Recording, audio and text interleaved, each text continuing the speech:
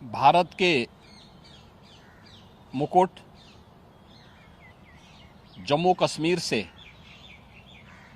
अनुच्छेद 370 और 35(1) का कलंक मिटाने के साथ ही भारतीय जनता पार्टी ने जम्मू कश्मीर में विधानसभा चुनाव के प्रति अपनी प्रतिबद्धता प्रकट की थी और अब जम्मू कश्मीर में विधानसभा चुनाव की तिथियां घोषित हो चुकी हैं। यह चुनाव न केवल जम्मू कश्मीर के लोगों बल्कि लोकतंत्र में आस्था रखने वाले हर भारतीय के लिए अत्यंत महत्वपूर्ण है।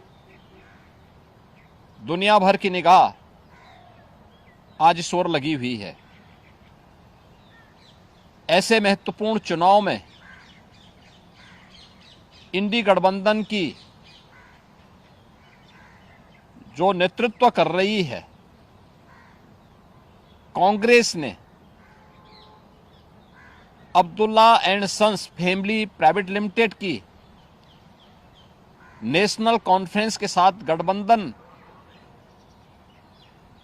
करके फिर से अपने राष्ट्र विरोधी मंसूबों को देश के सामने रख दिया है। हाल ही में नेशनल कॉन्फ्रेंस ने अपना मैनिफेस्टो जारी किया है। इसमें अनेक ऐसे बिंदु हैं जो भारत की एकता, भारत की अखंडता और राष्ट्रीय सुरक्षा के प्रति पूरे देश को आशंकित करती है। कांग्रेस और नेशनल कॉन्फ्रेंस का यह गठबंधन राष्ट्रीय सुरक्षा को लेकर के अनेक बड़े सवाल खड़ा करता है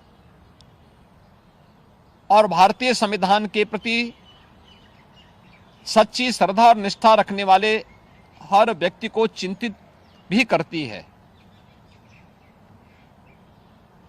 मैं कांग्रेस के नेता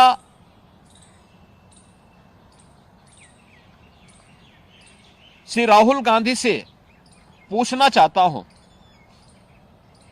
कि क्या कांग्रेस नेशनल कॉन्फ्रेंस के जम्मू कश्मीर में फिर से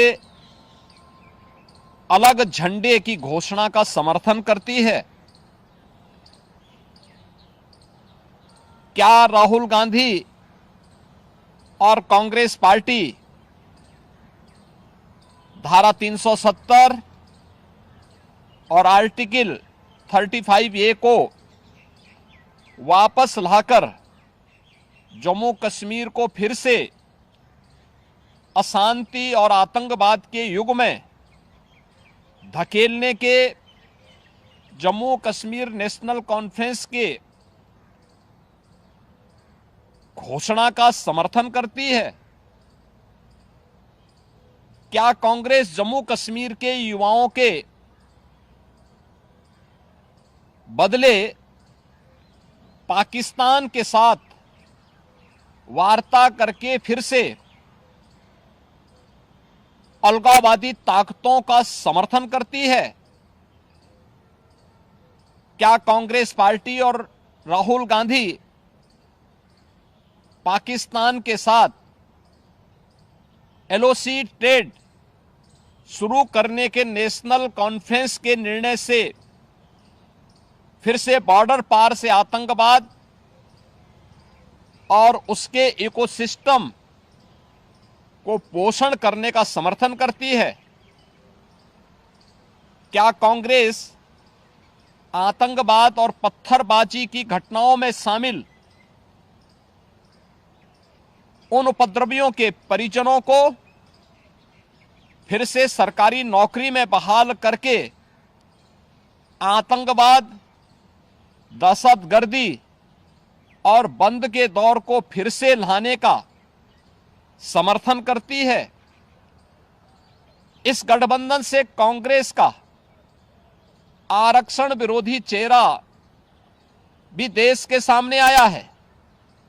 क्या कांग्रेस दलितों, गुजरों, बकरवाल और पहाड़ियों के आरक्षण को समाप्त कर फिर से उनके साथ अन्याय करने के लिए जम्मू कश्मीर नेशनल कॉन्फ्रेंस के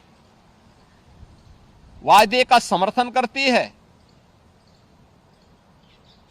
क्या कांग्रेस चाहती है कि शंकराचार्य पर्वत, तख्त सुलेमान और हरि पर्वत कोहे मारन के नाम से जाने जाएं? क्या कांग्रेस जम्मू कश्मीर की अर्थव्यवस्था को एक बार फिर से भ्रष्टाचार की आग में झोंककर पाकिस्तान समर्थित गिने चुने परिवारों के हाथों में सौंपने का समर्थन करती है? क्या Congress party Jammu Kashmir national Conference के जम्मू और घाटी के बीच भेदभाव की राजनीति का समर्थन करती है? क्या कांग्रेस और राहुल गांधी कश्मीर को ऑटोनॉमी देने की जम्मू कश्मीर नेशनल कॉन्फ्रेंस की विभाजनकारी नीतियों का समर्थन करती है? आजादी के बाद जम्मू कश्मीर के लोगों के ये कथित स्वयंभू भाग्य विधाता बन बैठे नेताओं को गुमराह कर नौजवानों को अलगाववादी साजिश का मोहरा जिन लोगों ने बनाया था, उनके हाथों में पत्थर और AK-47 इन लोगों ने पकड़ाई थी। आज आदरणीय प्रधानमंत्री जी के नेतृत्व में जब जम्मू कश्मीर के नौजवानों के हाथों में फिर से टैबलेट और उन्हें स्किल डेवलपमेंट के साथ जोड़ करके उन्हें रोजगार उपलब्ध कराया जा रहा है, नौजवानों को गुमराह करने वालों के लिए अब जम्मू कश्मीर में कोई जगह नहीं है, ये सब जानते हुए जो सपना सरदेव अटल जी ने देखा था जम्मू कश्मीर के लिए, इंसानियत, जमहूरियत और कश्मीरियत का, उन मूल्यों और उन सिद्धांतों के